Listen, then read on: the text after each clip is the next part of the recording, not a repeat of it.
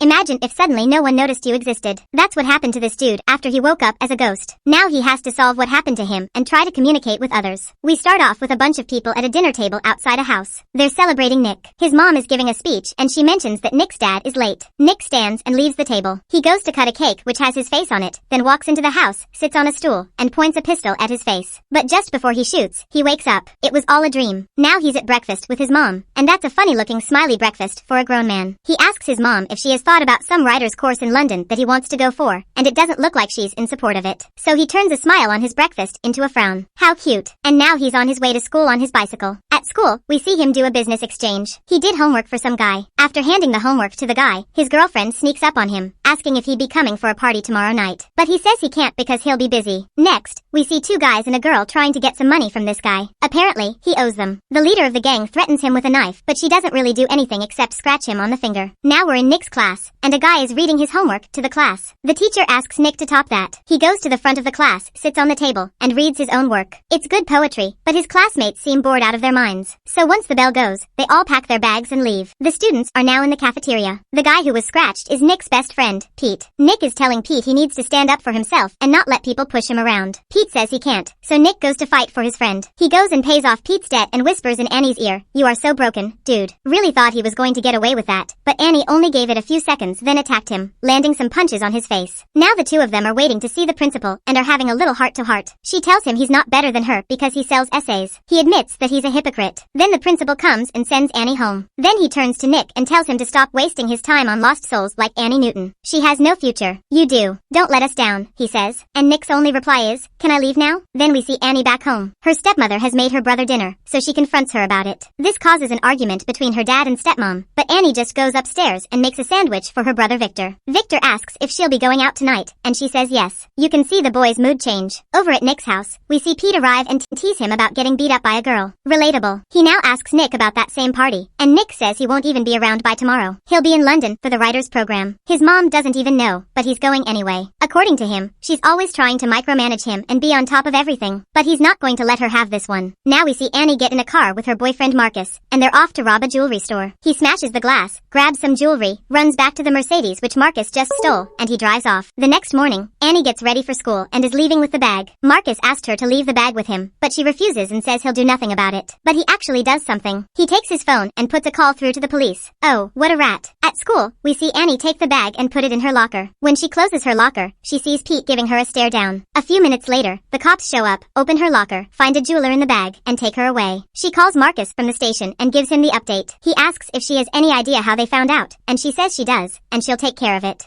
Do you really? Anyway, after the call, she leaves the station ready to exert revenge on the person she's so sure ratted her out to the cops. Now we see Pete saying goodbye to Nick. They hug, and Nick goes home, where his mom has found out about his ticket to London.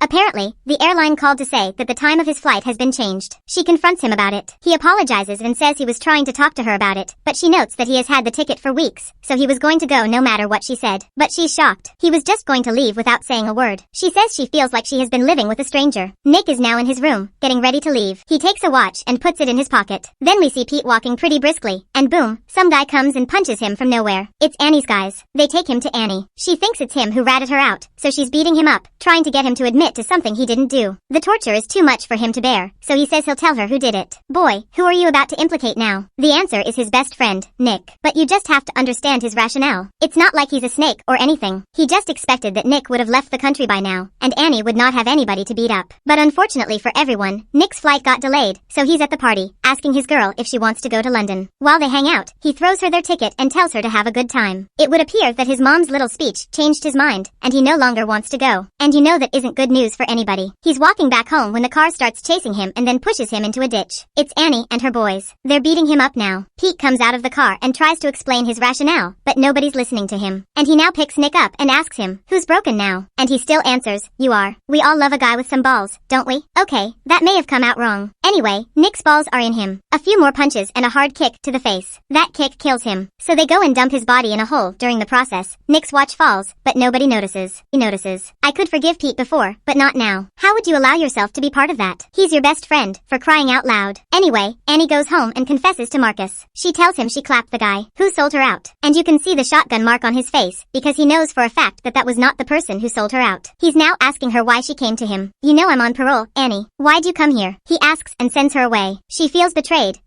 Wait till you find out that he's the one who sold you out. She smashes some stuff in his workshop, gives him an ironic kiss, and leaves. Then, early the next morning, we see her burning her clothes from last night. You won't believe what we see next. Nick. He walks out of the woods, looking unscathed, so clean and fresh. He walks to school, goes and sits in class. But here's the thing, no one can see him. He's, how do you say it, invisible. Relatable. So nobody knows he's in class, even though he's sitting right there and can hear everything they're saying. They use that opportunity to get a few things off their chest about him, even his girl. She calls him pretentious and says he's always trying to make himself feel important. You can't trust these girls, man. Then again, his best friend also betrayed him, so I actually don't trust anybody, bro. At first, he thinks they're only messing around with him, but then he takes a book, throws it at a shelf. A book never even leaves the table. He then goes to the telephone in the principal's office to call his mom. He's right in his principal's face, but the principal can't see him. This guy must be John Cena. Then he shouts out to his mom. He can hear her talking to the detectives about him, but she can't hear him. He's running home now. On his way, he collides with someone in the school hallway, gets hit by a car, run over by a truck, but nothing really happens in real life. He gets home and sees detectives all around his house, doing everything to find him. He tries to put his mother out of her misery by telling her he's dead, but of course, she can't hear him. Now he's just wandering the streets. Man, if I found out I was invisible, I would be doing a lot more than just walking the streets. Anyway, the detectives Brian and Kate are making headway with their investigation. They spoke to the principal, who told them Nick got in a fight with Annie, so they head to Annie's house. Apparently, Brian knew Annie when she was little because her dad used to be a cop. They romp on the roof, asking Annie what she was doing last night, and Nick is there to supervise her lies. But he also finds out that Annie clapped him because she thought he ratted her out. He throws her off the roof, but you know that just doesn't work. The detectives take a search party out to the woods where Nick's body was dumped, and Annie calls Pete and tells him to be there. Nick hears that and gets visibly sick. He's in his room now, and he can see his mom come in and go through his stuff. She's reading a poem he wrote, and he's reading along with her. His pet bird joins him in invisible paradise. He holds it in his hands, and after some seconds, it disappears.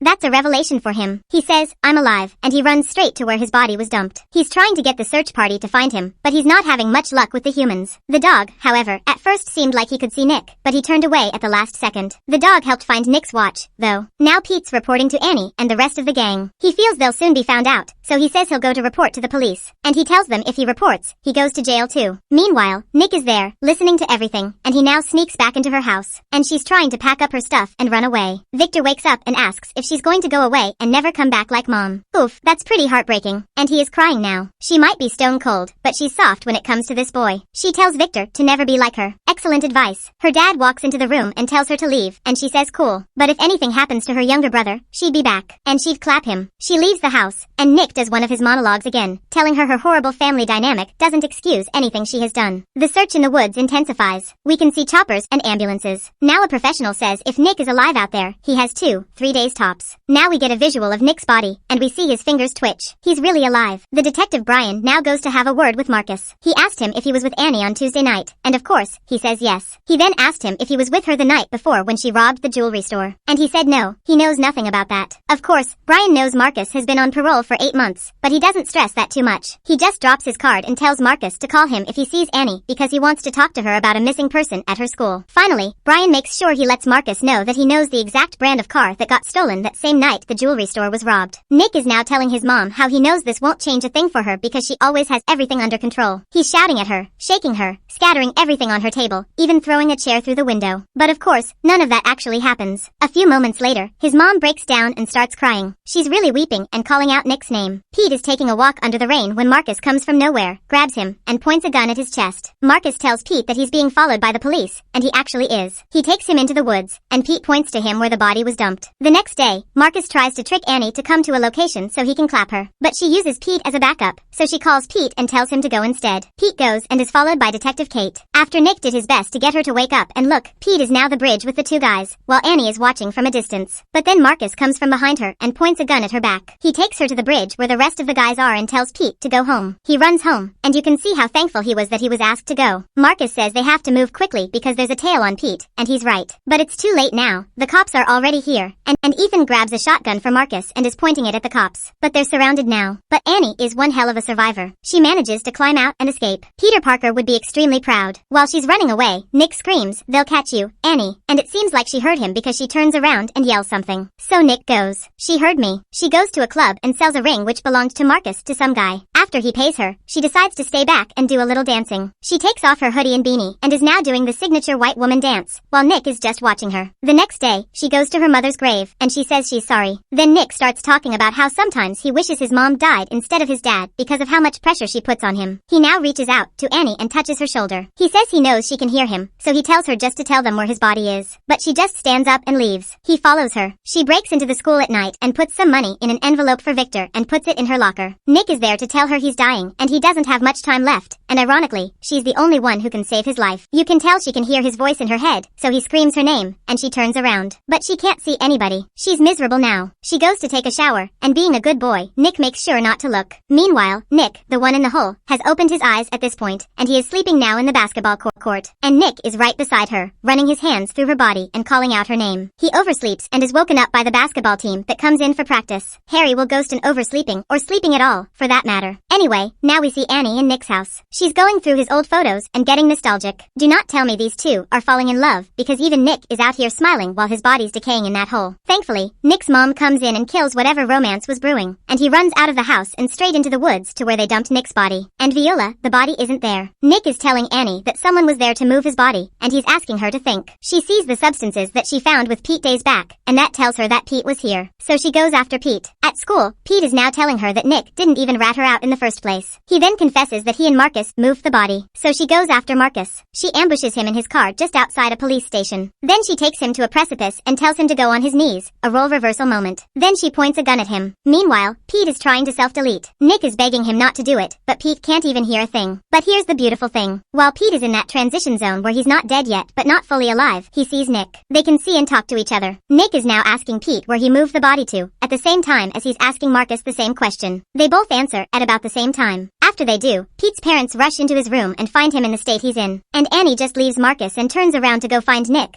But not clapping him turns out to be not a very good idea because Marcus stands up and shoots her. She doesn't die, though. She has enough in her to shoot him, stand up, and call Detective Brian. She tells him where Nick is and tells him she loves something for her brother in her locker, and he should make sure Victor gets it. The cops rush off to the dam where Nick's body is, but of course, Nick gets there before them. He finds his body, and he's now touching himself. Oh no, not in that way. He's with his body now, but he can't save himself. The dam gates open, and Nick is drowning. Kate calls for the gates to be closed, and now the cops are looking for Nick. Brian finds him, and they all rush there. Indeed, he's alive. They rush him into the ambulance, and Annie's there watching from a very far distance. She's still bleeding. She gets into her car and sort of blacks out for some time. She's woken up later in the evening by a cop who asks her to come down from the car, but she doesn't and just drives away instead. As expected, they start chasing her. At the hospital, Nick's mom is watching as the doctors try to save her son. The police finally surround Annie, and they all have guns pointed at her. But she hears Nick's voice in her head saying, "I need you, Annie. I need you," and that was all the fuel she needed. She steps on the accelerator and drives through the police blockade. She gets to this open place, dumps the car, and continues on foot. Where does she go? She goes to the hospital, of course. Nick directs her to where his body is being operated on. She gets there, and Nick's mom goes, "You have some nerve." The moment she sees her, Nick tries to play peacemaker, but his mom can't hear him, so Annie has to do it all on her own. She says she just has to talk to Nick, but Nick's mom lands a slap on her face. Then he tells her that Nick is here, that she can feel him and hear him, that she knows what he wants. Of course, she doesn't believe her. So, on Nick's directive, Annie tells Nick's mom about that time she was in his room reading his poems and how he was with her. Then she now asks Annie what she wants, and then he says she just needs to see Nick. She can help him, but his mom says no, and he hands her her gun and says she knows she can bring him back. She finally lets her go in, and he is now running her fingers through Nick's body. She apologizes to him and begs him not to go. She takes off her necklace, which once belonged to her mom, puts it in his hand, while she joins him on the bed and snuggles with him. When she does that, the invisible Nick disappears, and the real Nick wakes up and calls Annie's name. And he says she wanted to do one good thing, and Nick tells her she did. She saved him. Then Annie taps out. Then we see Victor playing with a toy plane, and Nick shows up and has a conversation with him. Victor says his sister died, and Nick says they should send her a message. Victor's message is simple and short. "Hey, Annie." So Nick writes that on the plane for him, and they fly it. Moral of the story? I don't know, but that was sad. Thank you for watching. Don't forget to subscribe and turn on notifications to stay updated and receive more content like this.